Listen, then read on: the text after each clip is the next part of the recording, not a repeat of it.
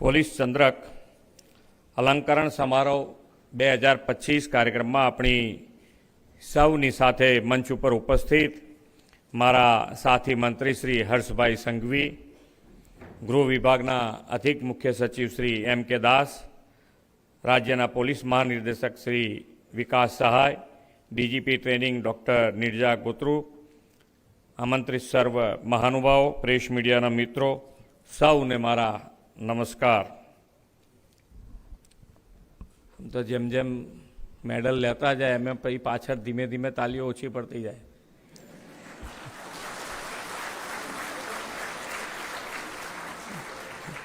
એટલે મારા માટે નહીં, પણ જેના માટે ઓછી તાલીઓ પડી જાય એના માટે એક વાત ફરક બાદ બધા તાલીઓ પાડે.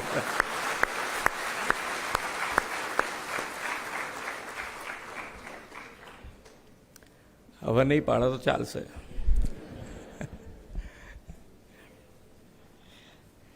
દેશના ગૌરવ સમાન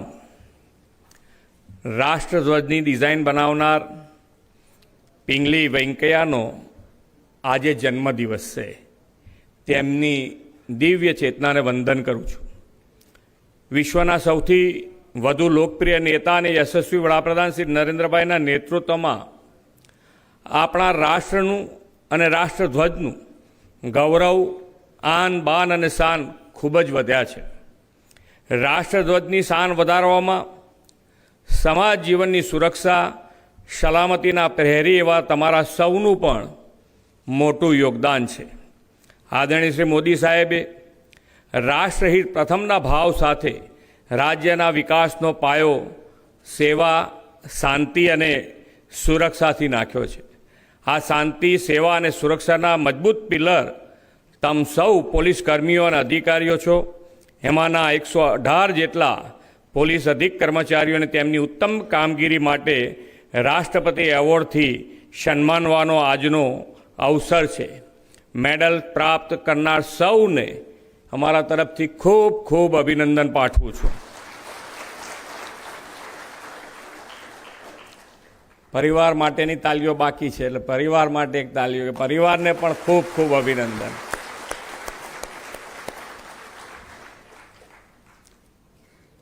પરિવારનો સાથ અને સહયોગ હોય ત્યારે જ આવી કપરી ફરજોમાં પણ દક્ષતા મેળવી શકાતી હોય છે.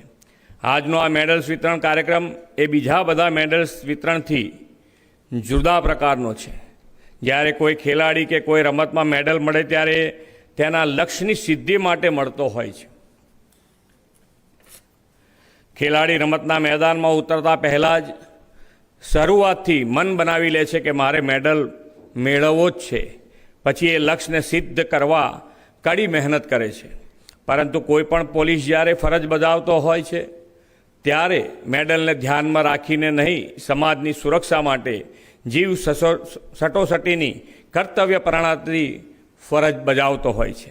એ માટે દિવસ રાત, તડકો ઠંડી, વાર તહેવાર જોયા વિના બસ પ્રજાની જીવનની સુરક્ષા, શાંતિ, સલામતી જ એનું ધ્યેય હોય છે.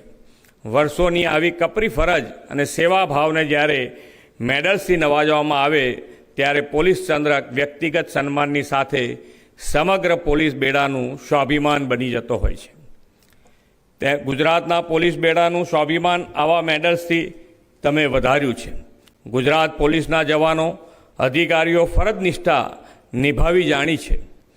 આના જ પરિણામે ગુજરાત આજે વિકાસનું રોલ મોડેલ બન્યું છે. શાંતિના માહોલથી વિકાસને સતત વેગ મળ્યો છે. અજંપો, અસંતોષ અને આક્રોશ ઘટ્યા છે. પાછલા 2 દાયકામાં કાયદો વ્યવસ્થાની કપરી કસોટી રૂપ સ્થિતિ, હુલ્લડ, રમખાણો, તણાવ કે કરફ્યુ તો ભૂતકાળ બની ગયા છે. પોલિટિકલ વિલ સાથે પોલીસ દળ પણ એ માટે અભિનંદનનું અધિકારી છે. પોલીસ સમાજની સુરક્ષા, સલામતીનું અનિવાર્ય અંગ છે. જો પોલીસ ના હોય તો કેવી અરાજકતા સર્જાય તેની કલ્પના પણ થઈ શકે એવું નથી. પોલીસ એટલે પ્રજાનો રક્ષક અને જાનમાલ સલામતીનો પહેરેદાર. એ સહજ ભાવ સમાજમાં હવે વણાઈ ગયો છે. લોકોમાં પોલીસ પ્રત્યે અપાર ભરોસો અને વિશ્વાસ હોય. ગુનાહિત માનસિકતાવાળા તત્વો દોષીઓ સમાજને રંધાણનાર લોકોને પોલીસનો ડર હોય એવી કડકાઈથી ફરજ નિભાવતા રહેવાનું છે. આવી નિષ્ઠાપૂર્વક અને કડકાઈથી ફરજ બજાવનારાની સેવાની કદર રાષ્ટ્રપતિ મેડલ્સ દ્વારા થઈ છે તે આપણા માટે ગૌરવદાયી છે.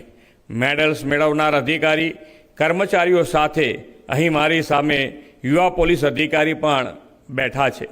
તમારે માટે વિકસિત ગુજરાતનો અવસર એ તમારી સેવાનો સુવર્ણકાળ બનવાનો છે. તમારી વર્દીનો રોફ અને રૂઆબ બેય મોભાદાર છે, પણ એનો ભેદ સમજીને પ્રજાની સેવામાં રહેવું પડે. તમારી વર્દીનો રૂઆબ રૂતબો એવો હોય કે પ્રજાને રંધાણનાર લોકો ફફડે અને ગરીબ પીડિત સામાન્ય માનવીને ભરોસો વિશ્વાસ રહે કે પોલીસ અમારી પડખે છે. હવે તો પોલીસ બેડાની ફરજો સેવાઓ પણ સમય અનુરૂપ ટેકનોલોજીથી સજ્જ બની છે, એટલે ગુનેગારોને ઝડપી લેવું પણ સરળ થયું છે. પોલીસ બેડામાં જે નવું ટેકનોસેવી માનવબળ આવ્યું છે તેના કારણે માત્ર સંખ્યાબળ નહીં, શક્તિ પણ વધી છે. છેલ્લા 3 ભરતીમાં વિવિધ કેડરમાં 24,000 કર્મચારી અધિકારીઓની ભરતીમાંથી 60% જેટલા ઉચ્ચ અભ્યાસ ધરાવતા ઉમેદવારો ગુજરાત પોલીસને મળ્યા છે. લગભગ 12,000થી વધુ યુવાનો તો આઈટી અને એન્જિનિયરિંગ ગ્રેજ્યુએટ છે. આદરણીય શ્રી નરેન્દ્રભાઈએ પોલીસ તાલીમ અને પ્રશિક્ષણની આખી તાસીર બદલીને નવા પડકારોને પહોંચી વળવા તેને આધુનિક કોપ આપવા સ્માર્ટ પોલીસિંગની વિચાર આપ્યો છે. રાજ્યવ્યાપી CCTV network, command and control centre, body worn camera, cyber આસ્ત અને cyber safe project, drone technology જેવા અનેક પ્રકલ્પો પોલીસ દળને મળ્યા છે. પોલીસના ટેકનોસેવી જવાનોની મહેનતથી હવે તો ગુજરાતના નાગરિકોને FIRની પણ સુવિધા મળતી થઈ છે. વધતા જતા સાયબર ક્રાઇમની સામે પણ પોલીસ તંત્રને સજ્જ કર્યું છે અને ટેકનોલોજી આધારિત ગુનાઓના નિવારણમાં પણ અગ્રેસર રહ્યા છે. ગુજરાત પોલીસે સાયબર ક્રાઇમ, ડ્રગ્સ કાર્ટેલ અને આતંકવાદીઓના મોડ્યુલને જે રીતે ખુલ્લા પાડ્યા છે તે અભિનંદનને પાત્ર છે. તમારી કામગીરી તણાવયુક્ત હોય, કામનું ભારણ પણ વધારે હોય, એટલે ફિઝિકલી ફિટ રહી શકાતું ન હોય, પરંતુ સ્પોર્ટ્સ એવી બાબત છે જે ફિઝિકલી ફિટ રાખે છે તથા તમને શારીરિક અને માનસિક રીતે સ્વસ્થ અને મજબૂત બનાવે છે. તાજેતરમાં જ રાજ્યમાં પોલીસ ગેમ્સની નેશનલ સ્પર્ધાઓનું આયોજન થયું હતું. 2029માં અમદાવાદમાં આંતરરાષ્ટ્રીય પોલીસ અને ફાયર ગેમ્સનું આયોજન પણ થવાનું છે. તે સ્પર્ધા માટે આપણા દળમાંથી ઉત્કૃષ્ટ ખેલાડીઓ તૈયાર થાય અને વધુમાં વધુ ખેલાડીઓ 2029ના આયોજનમાં ભાગ લે તે દિશામાં તમે સૌ આગળ વધશો એવી અમારી અપેક્ષા રાખું છું. આદરણીય વડાપ્રધાન શ્રી નરેન્દ્રભાઈ મોદીએ 2047માં વિકસિત ભારતના નિર્માણનો સંકલ્પ કર્યો છે.